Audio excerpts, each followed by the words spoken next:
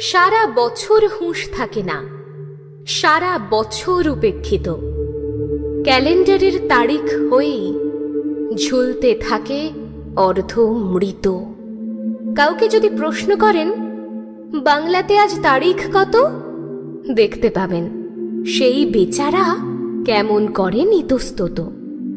হয়তো তিনি বলতে পারেন, ইয়ে মানে বাংলা তারিখ কেমন করে বলবো, সব কমে তো আর লাগে না ঠিক। তাও আমাদের পয়লা বৈশাখ, তাও আমাদের বর্ষবরণ। আসর সাজাই, কাঁসর বাজাই, উদ্দীপনার নানান ধরন।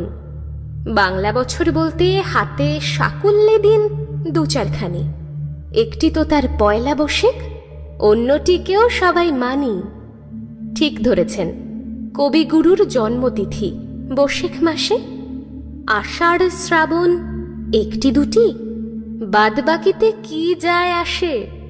হয়তো পুজো পার্বণে বা বিয়ের তিথি খোঁজার বেলায় সবাই তখন পঞ্জি খোলে, সবাই বাংলা তারিখ মেলায়। ঠেকায় পড়ে দু একদিনই, এরপরে কে রাখবে মনে?